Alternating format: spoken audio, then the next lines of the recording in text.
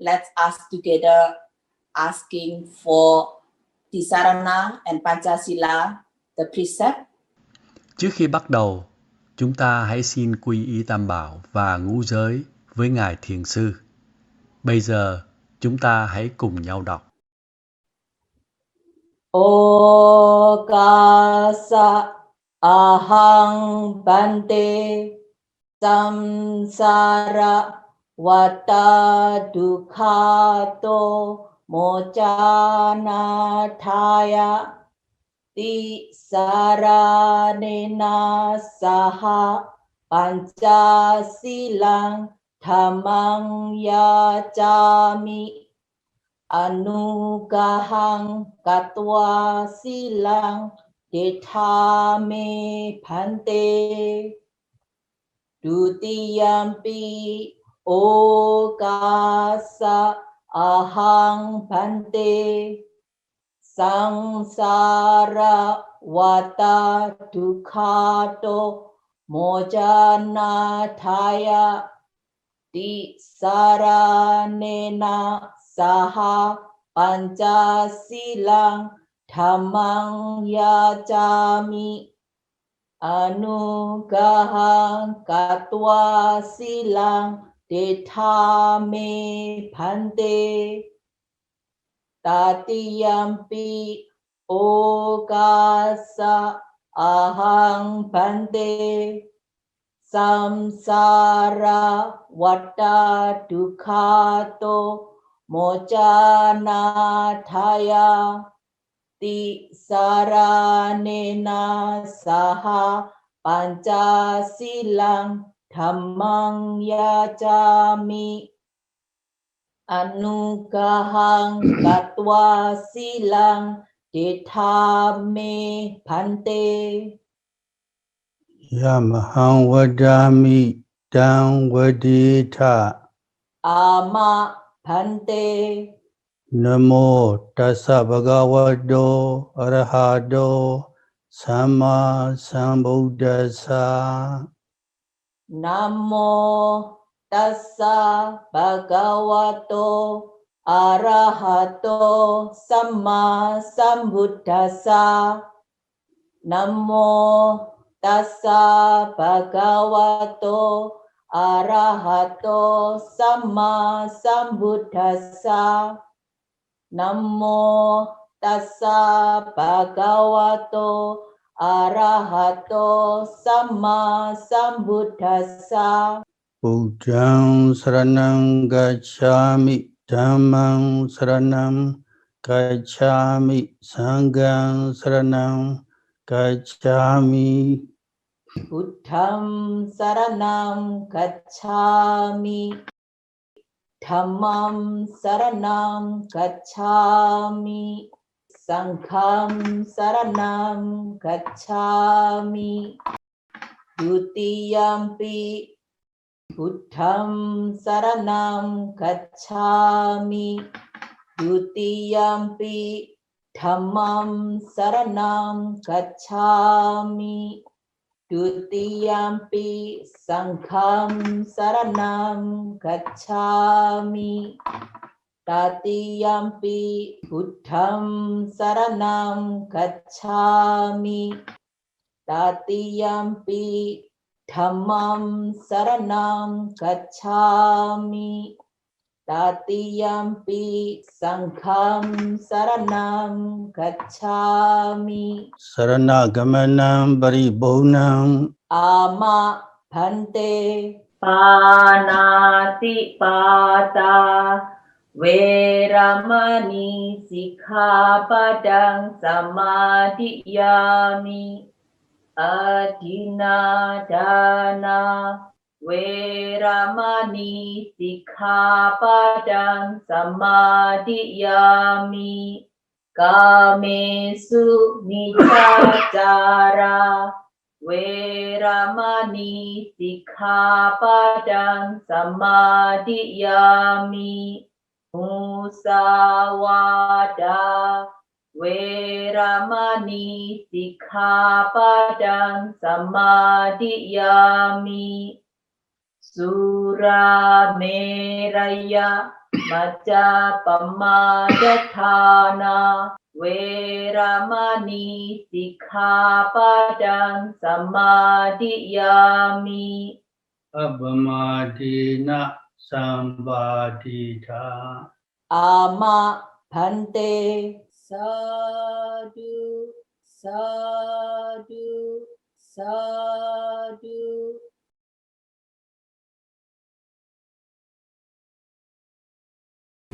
Today on October 30, 2022, I am going to continue the subject of last month Dhamma talk on effort, Vïriya, mindfulness, Sati, and concentration, Samādhi, based on the writings of the Venerable Mahasi Sayadaw.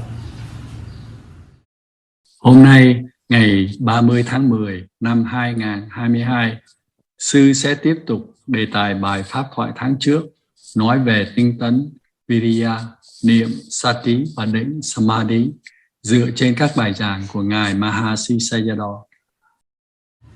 I also would like to share 3 more things that are especially noteworthy from Mahasi Sayadaw that I think will be beneficial to your practice.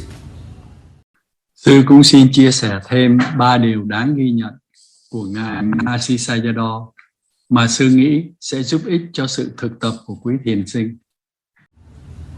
Number 1, the mind must be one-pointed and must not mix with raga, dosa, moha, etc. How should one establish this?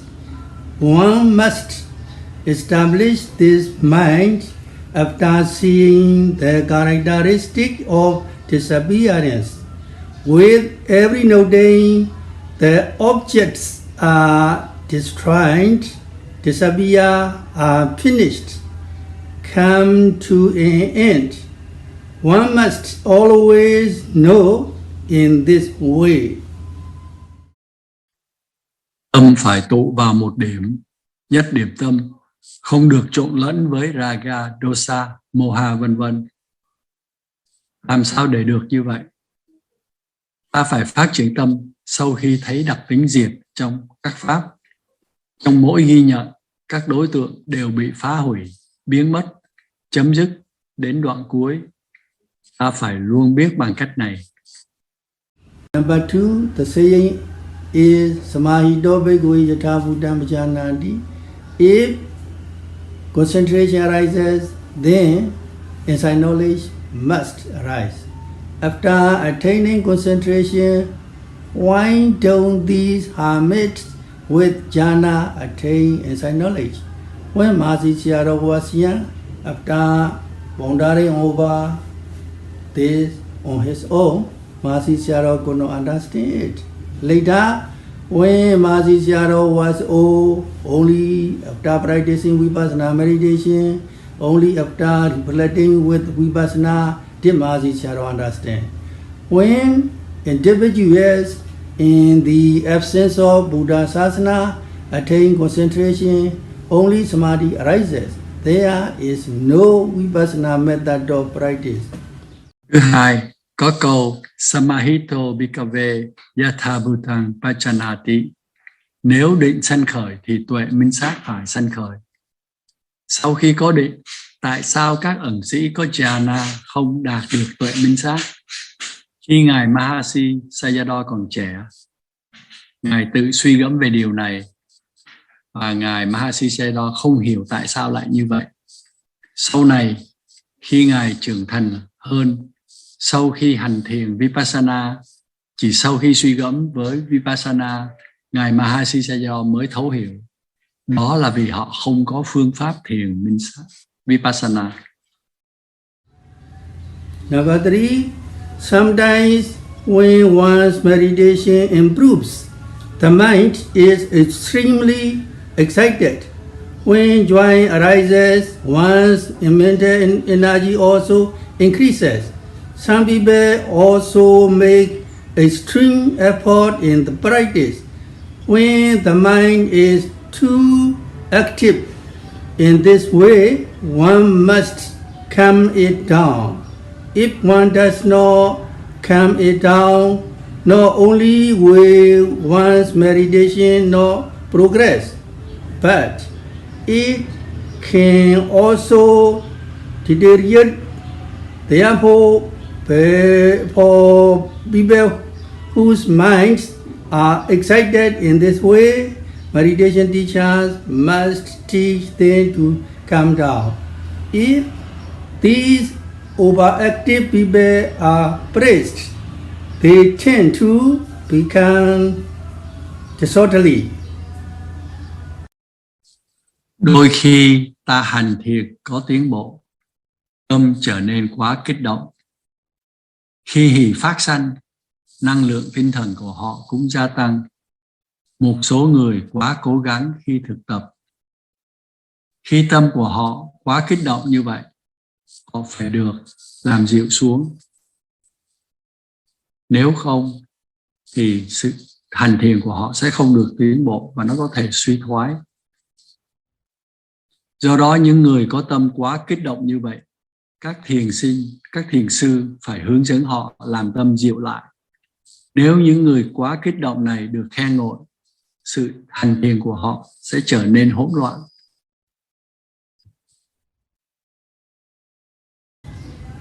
When does Samādhi Sambojjhanga become obvious?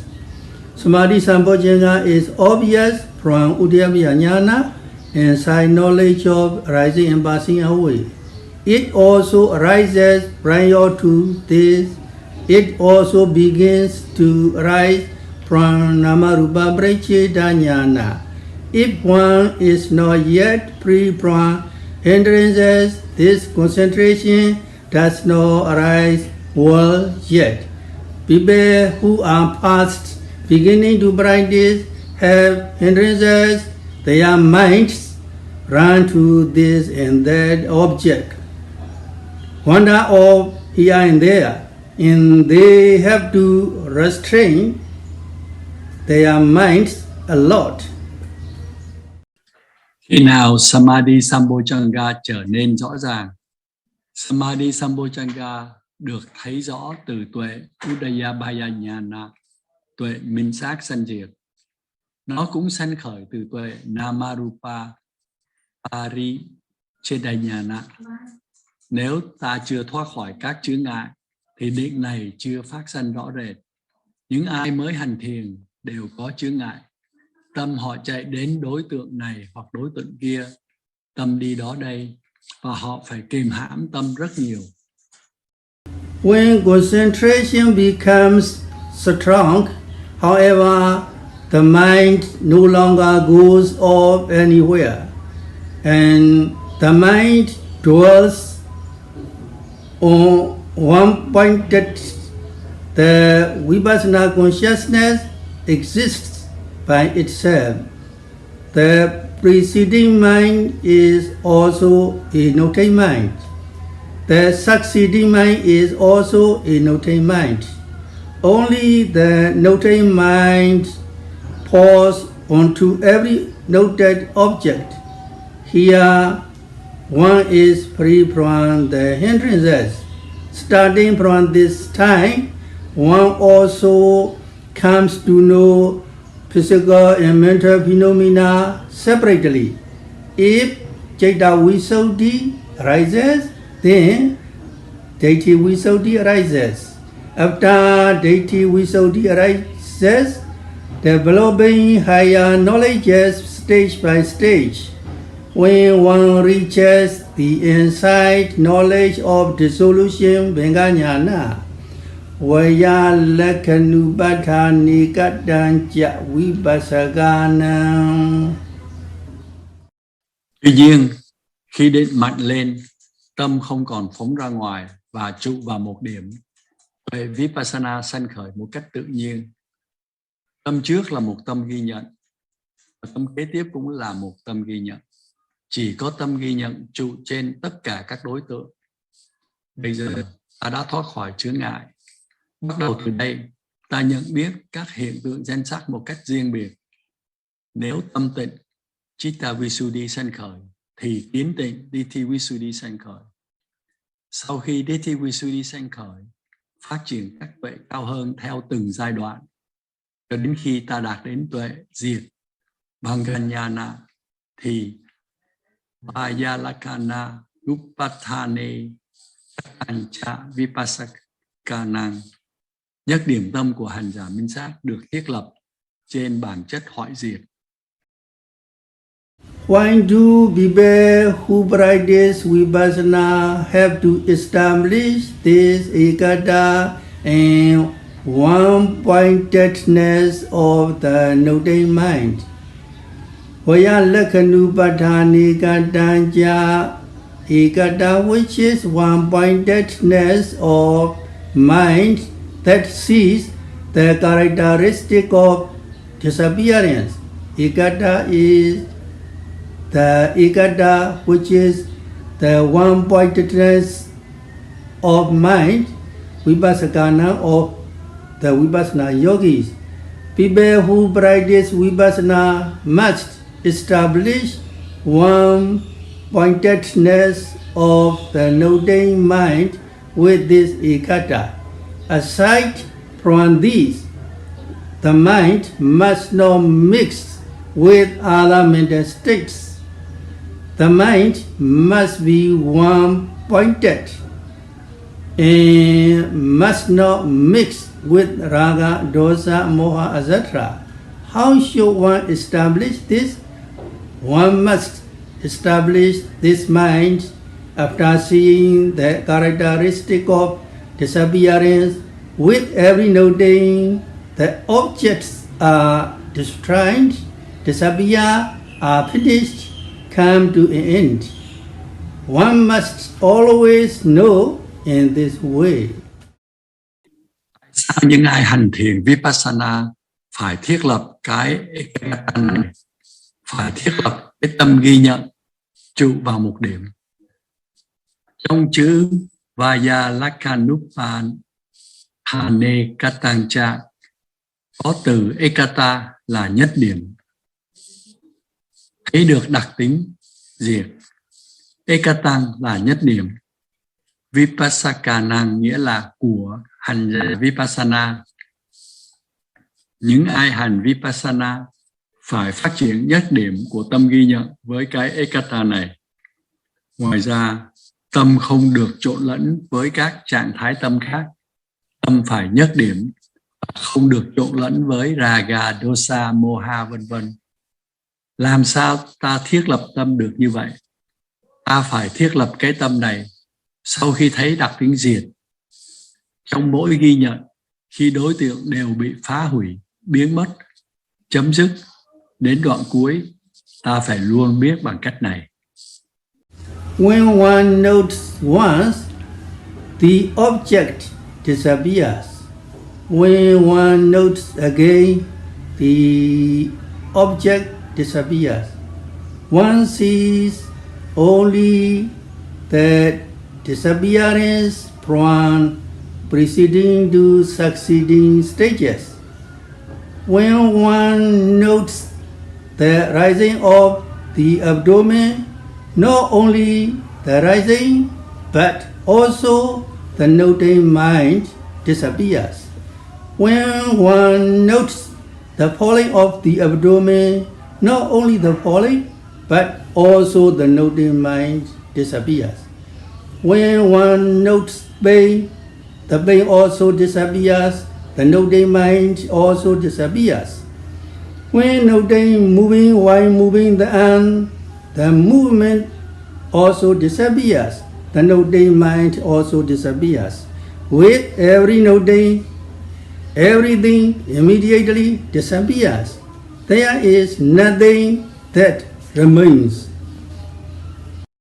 Khi ta ghi nhận một lần, đối tượng biến mất. Khi ta ghi nhận một lần nữa, đối tượng biến mất. Ta chỉ thấy sự biến mất, từ giai đoạn trước đến giai đoạn tiếp theo. Khi ta ghi nhận các phòng của bụng, không chỉ cái phòng mà luôn cả cái tâm ghi nhận cái phòng cũng biến mất. Khi ta ghi nhận cái xẹp của bụng, không chỉ cái xẹp mà luôn cả cái tâm ghi nhận cũng biến mất. Khi ta ghi nhận cái đau biến mất và luôn cả tâm ghi nhận cũng biến mất. Khi ghi nhận đưa tay trong lúc đưa tay, động tác đưa tay biến mất và luôn tâm ghi nhận cũng biến mất. Trong mỗi ghi nhận, tất cả đều biến mất ngay lập tức, không có cái gì tồn tại. What is the cause of coming to know that only phenomena characterized by impermanence exist? Therefore, because one knows that with every noting, phenomena are only disappearing, the yogi knows anicca, impermanence thoroughly. Anicca nupassana arises well.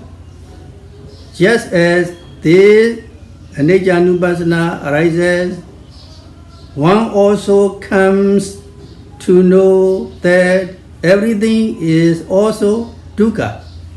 Since people who live normally think that everything is permanent, they think that everything is happiness.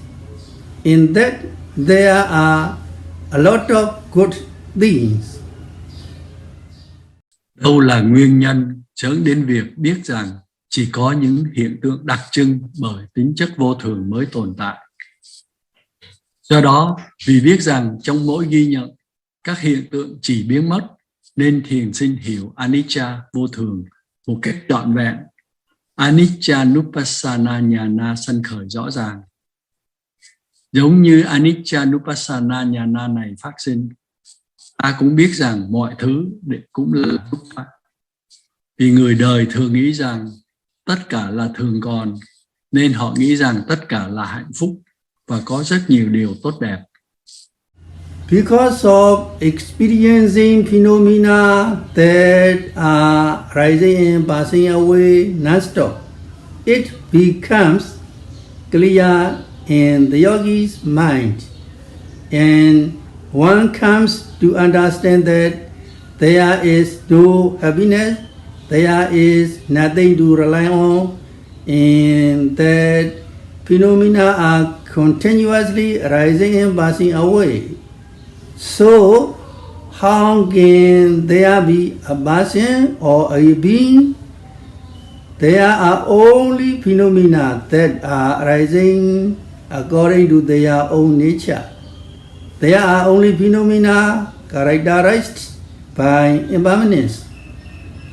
One must know in this way. Being able to know in this way is because of concentration.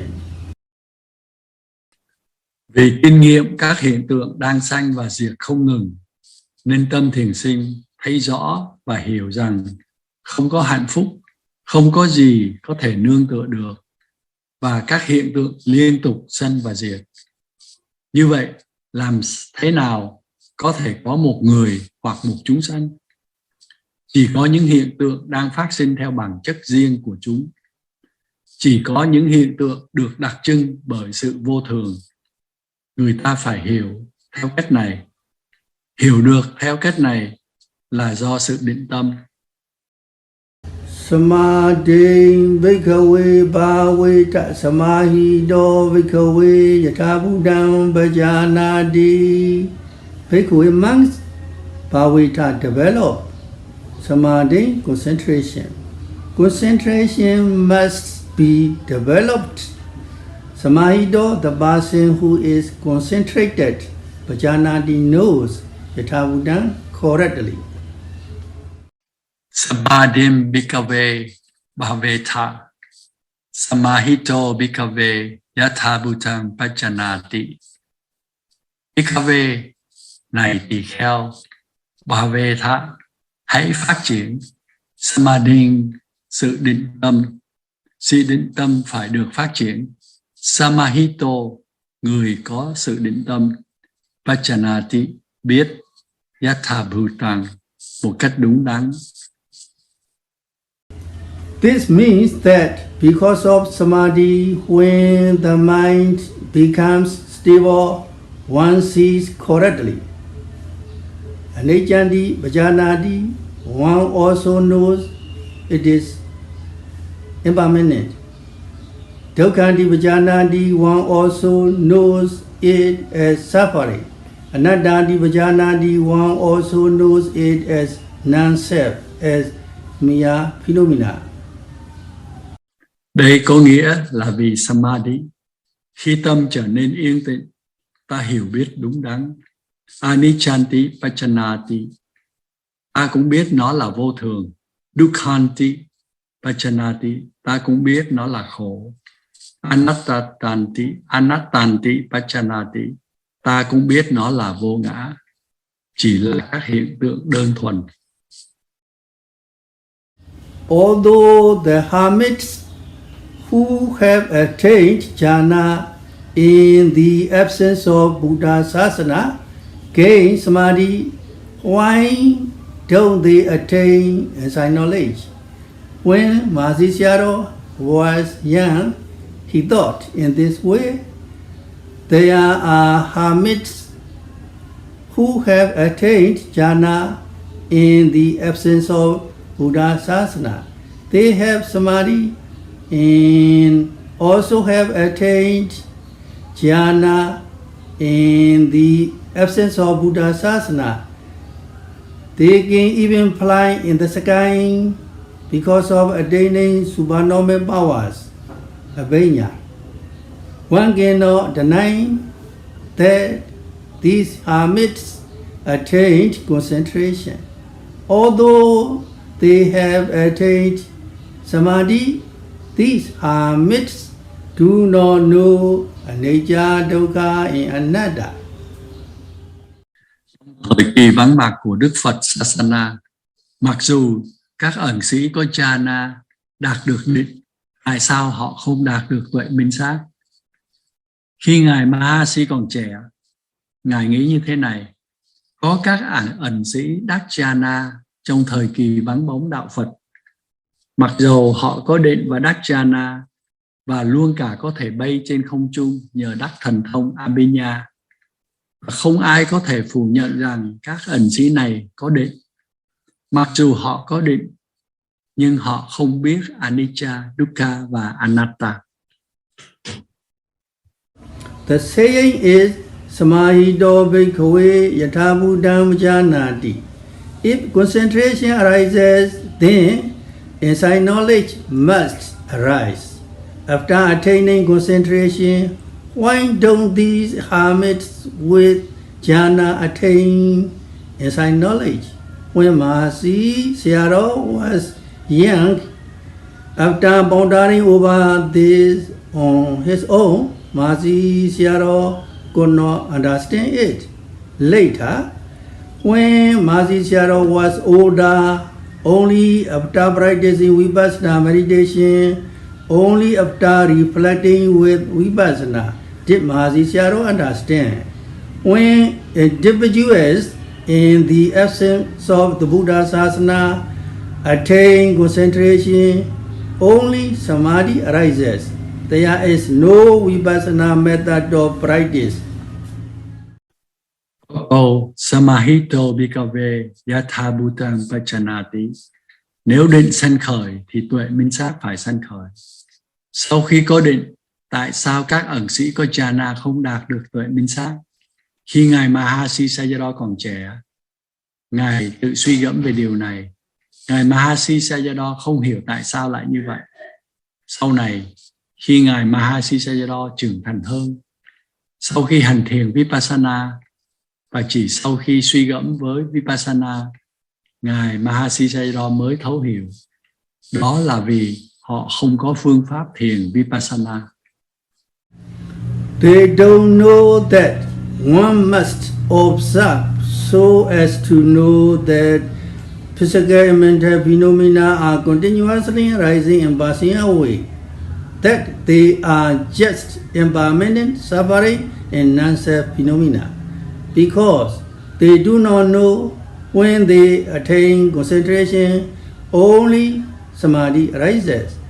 If people who are in the presence of Sasana attain Samadhi, because they have general knowledge from hearing previously that there are only physical and mental phenomena, that they are only anicca, dukkha, anatta. If they concentrate on the phenomena that are arising at the six sense doors in their own mind and body process, whenever they are concentrated, they come to see the arising and passing away part by part.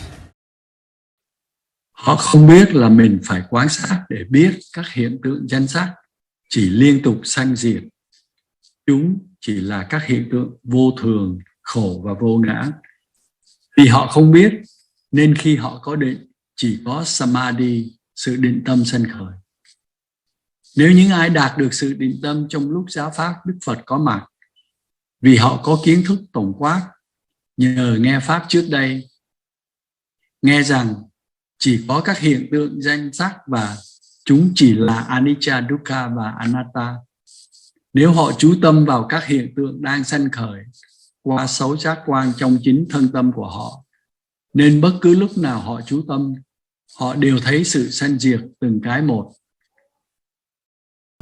Therefore, what the Buddha taught, if concentration arises, then insight knowledge arises, is also true according to his teaching.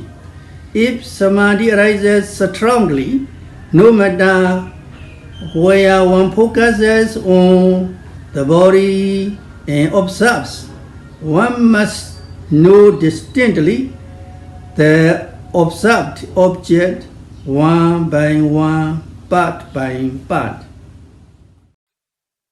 Do đó, điều Đức Phật đã dạy rằng nếu định sanh khởi thì tuệ minh sát sanh khởi là chính xác, đúng theo lời dạy của Ngài. Nếu định sanh khởi mạnh mẽ, bất kỳ ta tập trung vào đâu trên cơ thể và quan sát nó, ta sẽ biết rõ ràng từng đối tượng được quan sát, từng phần một. Now starting here with the rising and falling of the abdomen, one observes the physical and mental phenomena at the six sense doors the moment they arise. Before Samadhi has arisen, how can one know physical and mental phenomena? Only when concentration arises, one comes to know physical and mental phenomena separately with every note.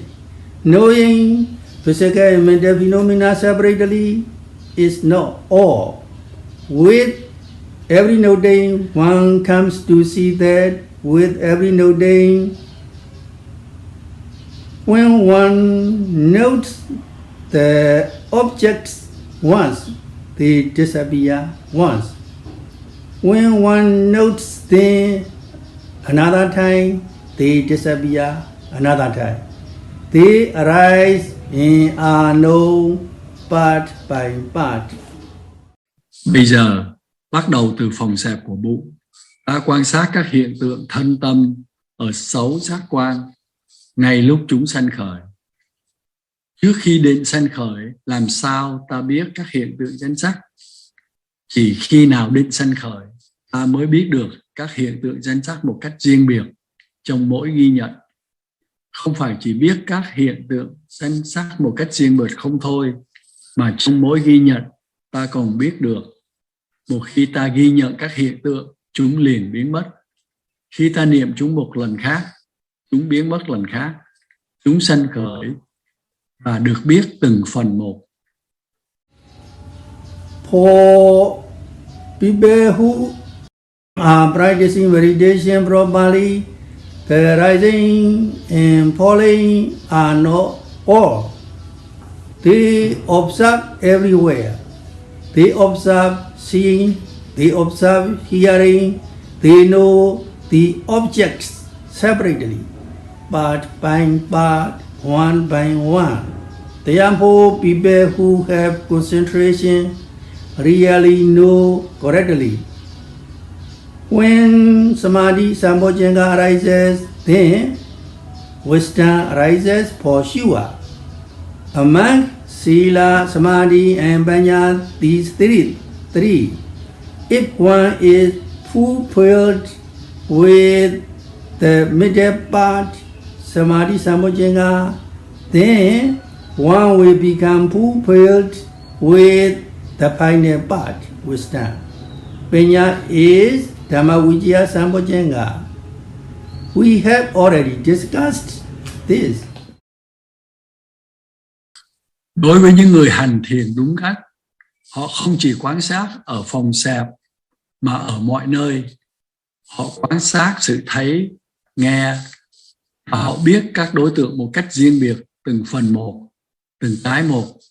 Do đó, những ai có định, họ thật sự biết một cách đúng đắn. Khi Samādhi Sambhojjhanga sanh khởi, thì chắc chắn trí tuệ sẽ sanh khởi. Trong 3 pháp môn Sila, Samādhi and Panya, nếu ta hoàn tất phần giữa Samādhi Sambhojjhanga thì ta sẽ hoàn tất phần cuối là tuệ. Panya là Dhammavijaya Sambhojjhanga mà chúng ta đã học trước này. What is the cause for the arising of Samadhi Sambhojjhanga? Yathaja anupanasa Samadhi Sambhojjhanga sa ubado hodi tanja bhajanadi. Yathaja, because of what cause also hod there is. Ubado, the arising, Samadhi Sambhojjhanga sa of the enlightenment factor of concentration. Anupanasa, that has not arisen yet.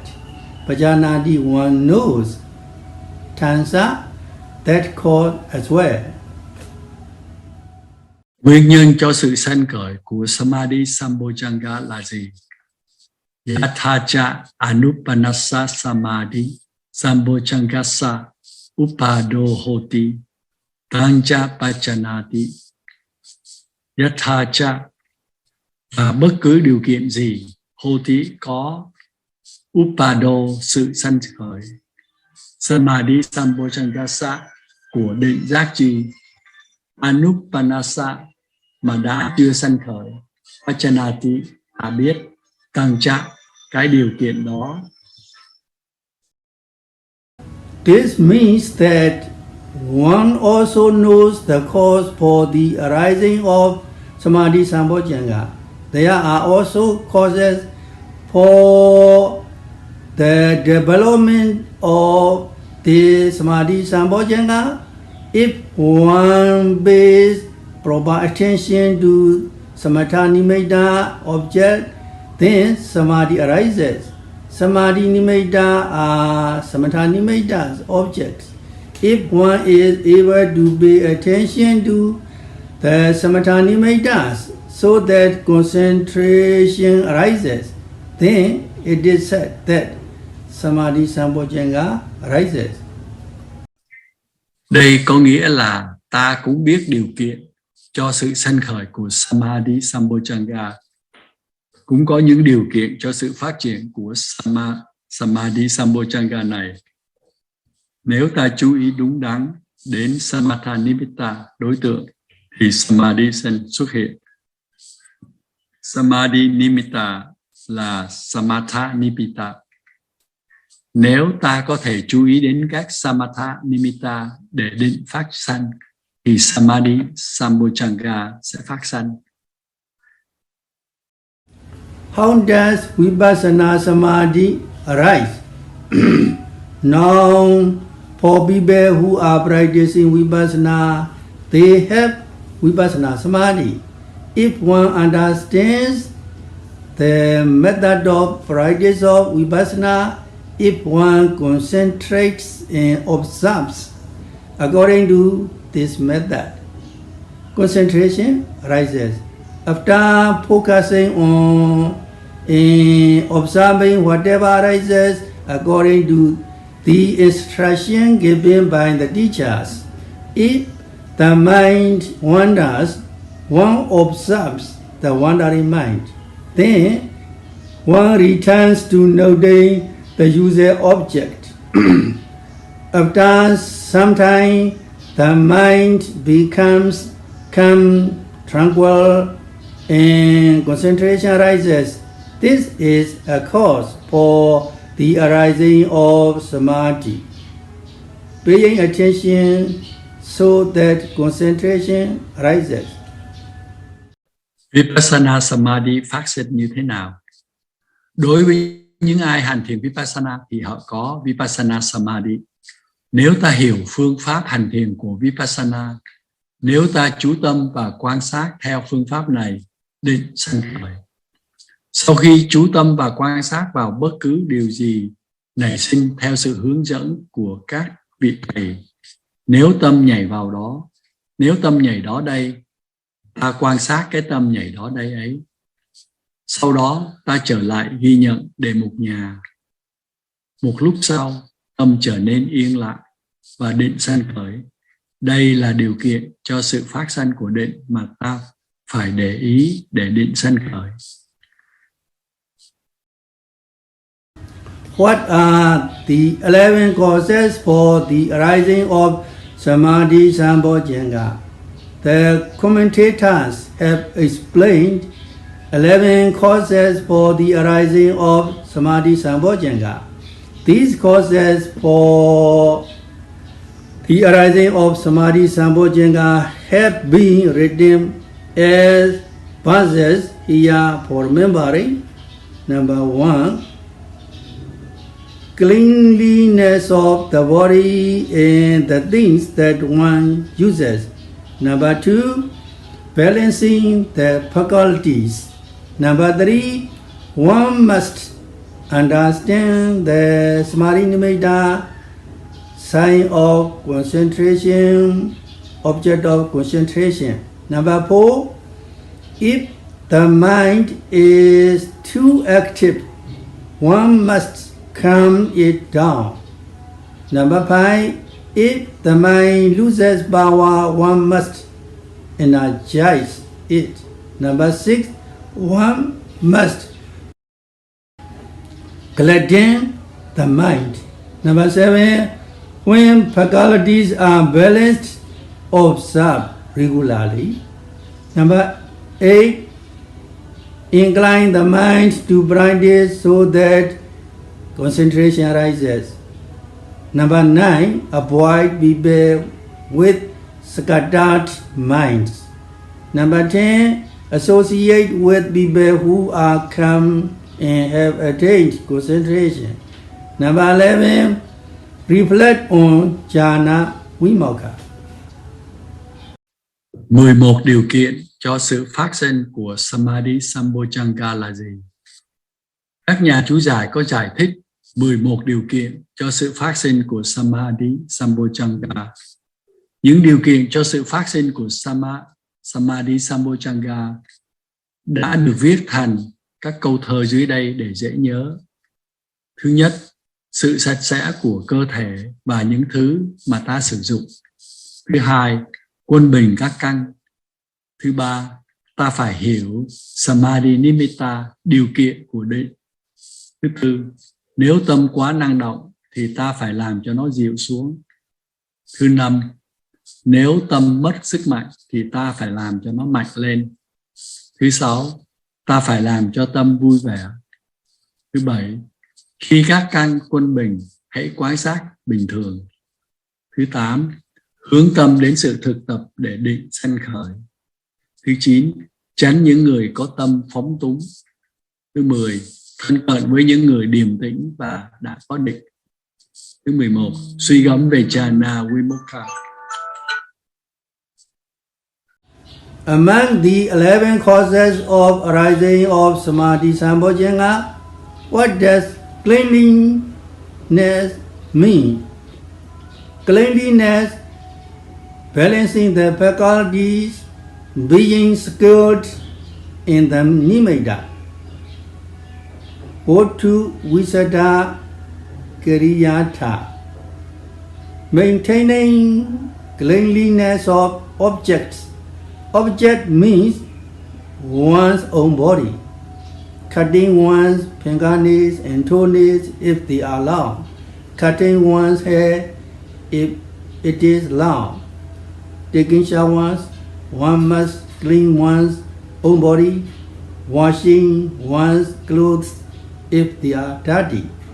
Taking out the trash, working so that one's own body and the things that one uses are clean is cleanliness of objects. If people who are practicing meditation are clean, the mind will be clear. Concentration will also arise, and insight knowledge will also arise.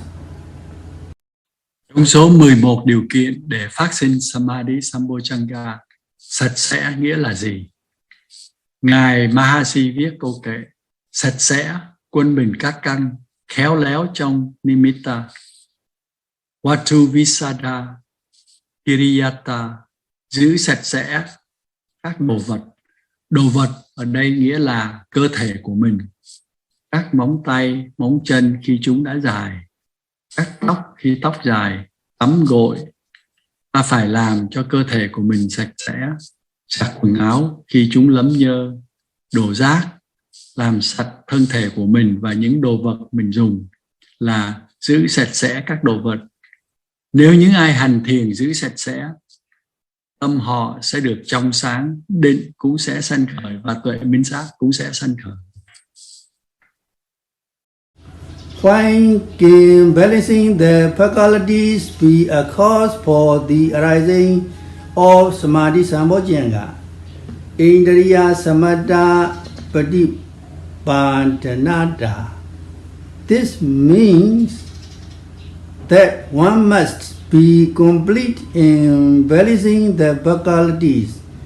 If one faculty is not balanced with another, if one is in excess, one's work cannot be accomplished. There are 5 faculties: faith, saddha, effort, viriya, mindfulness, sati, concentration, samadhi, wisdom, panya.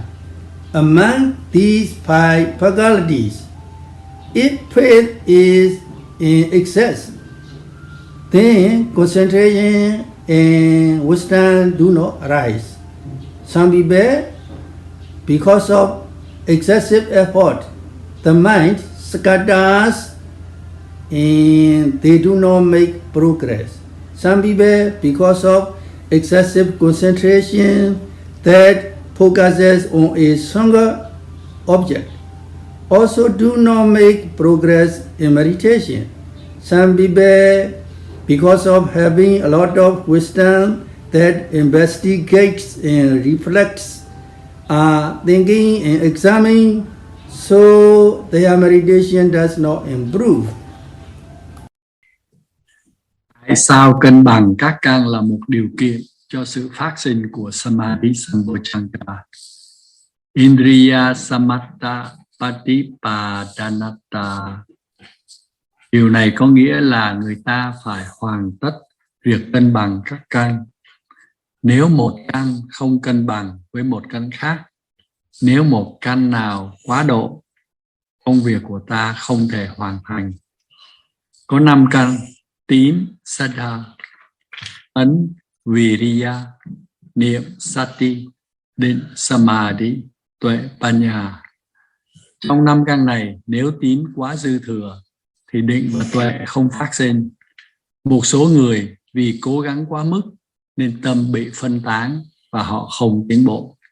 Một số người vì định quá mức mà tập trung vào một đối tượng duy nhất cũng không tiến bộ trong khi thiền tập.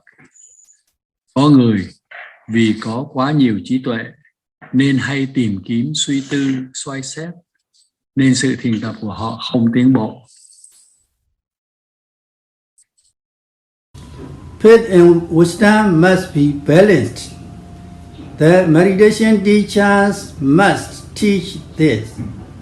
One must work so that concentration and effort are also balanced, because the Venerable Sona had too much effort. He had to reduce it after doing walking meditation, because the Venerable Ananda also had too much effort. He had to reduce it. Only when they reduced effort that was excessive, their faculties became balanced. Thus, their meditation progressed.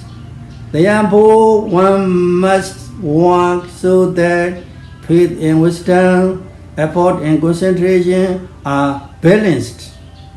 If a single faculty is in excess, reduce the excessive one. Also, when a faculty is lacking, one has to increase it so that it is strengthened. If one does so, concentration will tend to improve. Ý và tuệ phải được cân bằng. Các thiền sư phải dạy điều này. Ta phải tập để định và tinh tấn cũng được cân bằng. Vì tôn giả Sona có quá nhiều tinh tấn nên Ngài phải giảm bớt nó. Sau khi đi kinh hành, vì tôn giả Ananda cũng có quá nhiều tinh tấn nên Ngài phải giảm bớt nó. Chỉ khi các ngài giảm bớt những gì quá dư thừa, các căn của các ngài được cân bằng. Nhờ đó thiền tập của các ngài tiến bộ. Sau đó ta phải tập để cho tín và tuệ, tấn và định được cân bằng. Nếu một căn nào bị dư thừa, hãy giảm bớt nó. Cũng vậy, khi một căn nào bị thiếu hụt, ta phải tăng nó lên và làm cho nó mạnh hơn. Làm như vậy, định sẽ tiến bộ. What is the meaning of one must understand the Samadhi Nimitta, the sign of concentration? One must be skilled in the Nimitta. This means that one must understand the Samadhi Nimitta, sign of concentration. For Samatha Samadhi, one must understand the method of practice to observe the object of Samatha. After understanding the method, when concentration is weak, if one pays attention to the Samadhi practice that one has already understood, then Samadhi arises. Now, in Vipassana practice as well, one must also understand the method of thoroughly observing so that concentration arises. If one observes thoroughly after understanding the method, one will gain concentration. Ý nghĩa của câu người ta phải hiểu Samadhi Nimitta, dấu hiệu của sự tập trung là gì? Ta phải khéo léo trong Nimitta. Đây có nghĩa là ta phải hiểu Samadhi Nimitta, điều kiện của định. Đối với Samatha Samadhi, ta phải hiểu cách thực tập. Đó là quán chiếu đối tượng của Samadhi. Sau khi hiểu cách thực tập, khi định bị suy yếu, nếu ta chú ý đến cách tập Samadhi mà ta đã hiểu rồi, thì Samadhi sẽ sanh khởi. Bây giờ, trong sự thực tập Vipassana cũng vậy. Ta phải hiểu phương pháp quan sát một cách trọn vẹn để định sanh khởi. Nếu ta quan sát một cách trọn vẹn, sau khi hiểu phương pháp tập, ta sẽ đạt được định. Why is calming the mind among the 11 causes for the arising of Samadhi Sambhojjhanga? If active, calm it. If sluggish, energize it. the mind should be gladdened at the appropriate time. Samaye Chaitasa Nikanata. Sometimes, if the mind is too active, one must calm it down. Samaye Chaitasa Bhaganata. Sometimes, if the mind is inert, the sluggish mind must be energized. Samaye Chaitasa Sambhasanata. Sometimes the mind, after becoming disinterested, does not have any strength. At this time, the mind must be gladdened. Sao làm dịu tâm? Trong số 11 nguyên nhân dẫn đến sự phát sinh Samādhi, Sambochanga, Ngài Mahasi nói, nếu tâm quá năng động, hãy làm dịu nó. Nếu nó uể oải, hãy tiếp thêm năng lượng cho nó. Tâm phải được làm vui tươi vào thời điểm thích hợp. Samaye Chittasa Niganhanata. Đôi khi nếu tâm quá năng động, ta phải làm nó dịu xuống. Đôi khi tâm bị cứng đơ, cái tâm uể oải phải được làm mạnh lên. Samaye Chittasa Sampahang Sanata. Đôi khi tâm trí sau khi trở nên hờ hững, không còn một chút sức lực nào, vào lúc này tâm phải được làm vui tươi lên. Sometimes when one's meditation improves, the mind is extremely excited. When joy arises, one's mental energy also increases. Some people also make extreme effort in the practice. When the mind is too active in this way, one must calm it down. If one does not calm it down, not only will one's meditation not progress, but it can deteriorate. Therefore, for people whose minds are excited in this way, meditation teachers must teach them to calm down. If these overactive people are praised, they tend to overcome disorderly. Đôi lúc khi ta thiền có tiến bộ, tâm trở nên quá háo hức. Khi niềm vui xuất hiện, tâm lực của ta cũng tăng lên. Một số người hành thiền quá tinh tấn. Khi tâm quá năng động như vậy, ta phải làm nó dịu xuống. Nếu ta không làm tâm dịu xuống, không những thiền tập của ta không tiến bộ, mà nó có thể suy thoái. Do đó, những ai có tâm quá háo hức như vậy, thiền sư phải dạy họ làm cách làm cho tâm dịu xuống. Nếu những thiền sinh quá háo hức được khen ngợi, sự hành thiền của họ trở nên hỗn loạn. How should one calm the mind? One must be asked to develop Sati, Sambojanga, Samādhi, Sambojanga, and Upekkha Sambojanga. Sati means mental tranquility.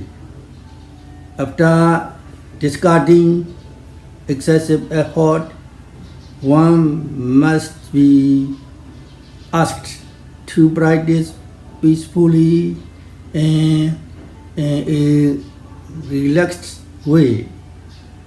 One must be asked to practice without expecting any progress, without expecting this or that, with equanimity, regularly, and without missing anything. One must be asked to practice so that tranquil samadhi arises, without observing many objects, so that the mind becomes stable and tranquil with few objects. To come, the active mind is easy. It is not difficult. When the active mind is listening in this way and becomes balanced, concentration arises. After concentration arises, vipassana insight knowledge progress stage by stage. Ta làm dịu tâm bằng cách nào? Ta phải được hướng dẫn cách phát triển Passaddhi Sambhojjhanga, Samādhi Sambhojjhanga và Upekkha Sambhojjhanga. Passaddhi nghĩa là tâm khinh an. Sau khi loại trừ sự tinh tấn quá độ, ta phải được hướng dẫn để thực hành một cách bình lặng và thoải mái. Ta phải được hướng dẫn thực hành mà không mong đợi bất kỳ sự tiến bộ nào, không mong đợi điều này hoặc điều kia, với tâm xả, đều đặn và không bỏ sót bất cứ điều gì. Ta phải được hướng dẫn thực hành để phát sinh sự định tĩnh lặng, không quan sát nhiều đối tượng để tâm trở nên ổn định và yên tĩnh với ít đối tượng. Để làm tâm dịu, tâm quá háo hức thì dễ dàng mà không khó. Khi tâm háo hức được giảm bớt theo cách này và trở nên cân bằng, định sẽ xuất hiện. Sau khi định sanh khởi, vậy minh sát Vipassana sẽ tiến bộ theo từng giai đoạn. How should one energize the mind? If the mind loses power, one must energize it. Sometimes, because one's meditation cannot progress, the mind loses strength. Some people's minds can become dejected so that they even do not want to practice meditation, so that they want to leave the meditation center. When this happens, the mind must be energized. How should it be energized? One must be encouraged so that energy arises. After reflecting on the causes for the arising of Dhamma Vijaya Sambhojjhanga and Vïriya Sambhojjhanga, when effort declines, it is difficult to boost it. It is easy for effort to slacken. However, meditation teachers must make effort to encourage yogis. Gia tăng năng lượng của tâm như thế nào? Nếu tâm mất năng lượng, ta phải làm cho nó mạnh lên. Đôi khi vì thiền tập của ta không tiến độ, tâm bị mất năng lượng. Một số người tâm họ sa sút đến mức họ thậm chí không muốn hành thiền nữa và họ muốn rời thiền viện. Trong trường hợp này, tâm phải được làm mạnh lên. Làm mạnh lên như thế nào? Ta phải được khuyến khích để năng lượng phát sinh. Sau khi quán chiếu về điều kiện để phát sinh Dhamma Vijaya Sambhojjhanga và Vïriya Sambhojjhanga, khi tinh tấn suy thoái, rất khó để đẩy mạnh nó lên, rất dễ để tinh tấn suy thoái. Tuy nhiên, các thiền sư phải cố gắng để sách tấn thiền sinh. How should one gladden one's mind? One must gladden the mind at the appropriate time. Sometimes, for people who are practicing meditation, the mind also does not become dejected. When one does not make progress, the mind tends to become unhappy. At this time, there are two ways gladdening of the mind. The way is to gladden the mind by arousing samvega, spiritual urgency, by alarming the mind.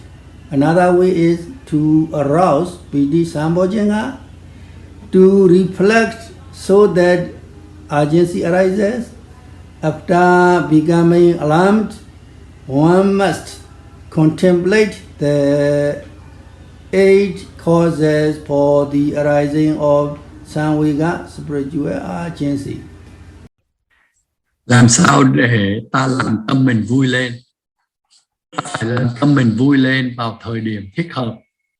Đôi khi đối với những người đang hành thiền, tâm không chán nản khi không tiến bộ, nhưng tâm lại có khuynh hướng không vui. Vào lúc này có 2 cách để làm tâm vui lên.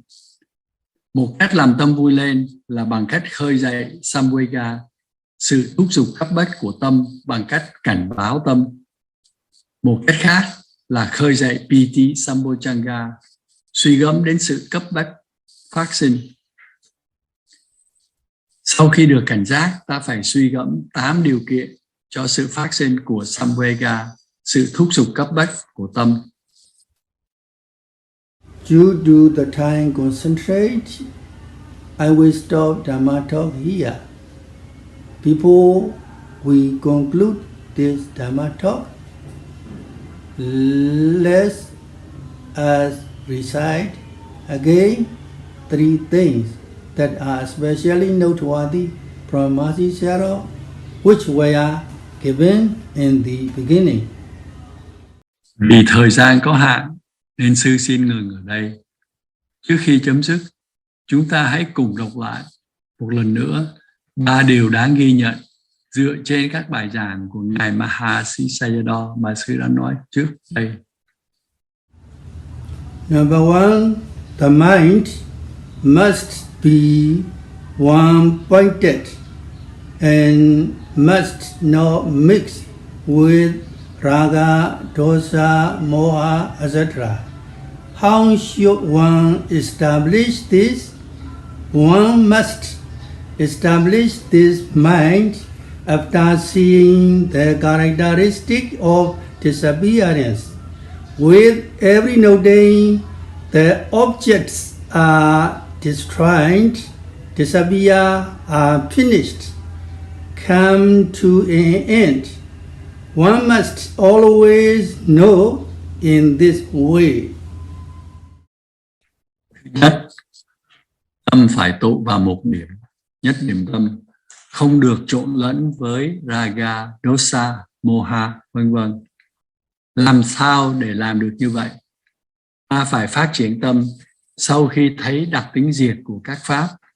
Chân mỗi ghi nhận, các đối tượng đều bị phá hủy, biến mất, chấm dứt, đi đến đoạn cuối. Ta phải luôn biết bằng cách này. Number 2, the saying is Samādhi bhikkhave yatha bhutang vijanati. If concentration arises, then insight knowledge must arise. After attaining concentration, why don't these hermits with jhana attain insight knowledge? When Mahasi Sayadaw was young, after pondering over this on his own, Mahasi Sayadaw could not understand it. Later, when Mahasi Sayadaw was old, only after practicing vipassana meditation, only after reflecting with vipassana did Mahasi Sayadaw understand. When individuals in the absence of Buddha Sasana attain concentration, only Samadhi arises. There is no vipassana method of practice. Thứ hai, có câu Samahito bhikkhave yatha bhutang pachanati. Nếu định sanh khởi thì tuệ minh sát phải sanh khởi. Sau khi có định, tại sao các ẩn sĩ có jhana lại không đạt được tuệ minh sát? Khi Ngài Mahasi Sayadaw còn trẻ, Ngài tự suy gẫm về điều này, nhưng không hiểu tại sao lại như vậy. Sau khi Ngài trưởng thành hơn, sau khi hành thiền Vipassana, và chỉ sau khi suy gẫm với Vipassana, Ngài Mahasi Sayadaw mới thấu hiểu. Đó là vì họ không có phương pháp thiền Vipassana. Number 3, sometimes when one's meditation improves, the mind is extremely excited. When joy arises, one's mental energy also increases. Some people also make extreme effort in the practice. When the mind is too active in this way, one must calm it down. If one does not calm it down, not only will one's meditation not progress, but it can also deteriorate. Therefore, for people whose minds are excited in this way, meditation teachers must teach them to calm down. If these overactive people are praised, they tend to become disorderly. Đôi khi ta hành thiền có tiến bộ, tâm trở nên quá kích động. Khi hỷ phát sanh, năng lượng tinh thần của họ cũng gia tăng. Một số người quá cố gắng khi thực tập. Khi tâm của họ quá kích động như vậy, họ phải được làm dịu xuống. Nếu không thì sự hành thiền của họ sẽ không được tiến bộ và nó có thể suy thoái. Do đó những người có tâm quá kích động như vậy, các thiền sư phải hướng dẫn họ làm tâm dịu lại. Nếu những người quá kích động này được khen ngợi, sự hành thiền của họ sẽ trở nên hỗn loạn.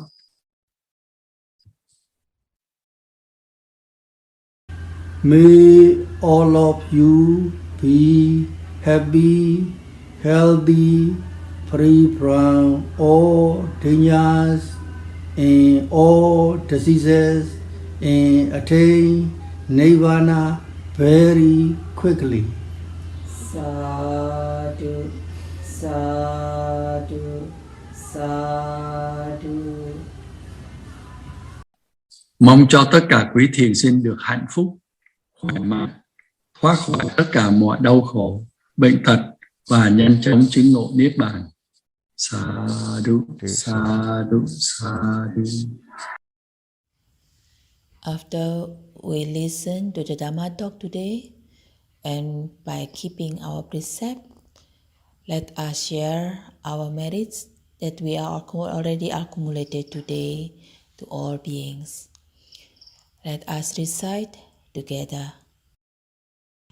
Bây giờ sau khi mà chúng ta đã nghe bài pháp thoại và chúng ta đã giữ giới, chúng ta hãy chia phước báu mà chúng ta vừa mới gặt hái được với tất cả các chúng sinh. Bây giờ chúng ta hãy đọc chung với nhau cái bài chia phước báu này. Idang me punyang asavakaya vahang hotu. Idang me punyang nibbanasa pacayo hotu. Imang no punya bhagang sabasatanang dhema sabe satta sukhita bhavantu. Sadhu, sadhu, sadhu. Next month's Dhamma talk will occur on the 27th of November 2022. Buổi pháp thoại cho tháng sau sẽ được diễn ra vào ngày 27 tháng 11 năm 2022, lúc 9 giờ sáng giờ Việt Nam hay 7 giờ chiều giờ California.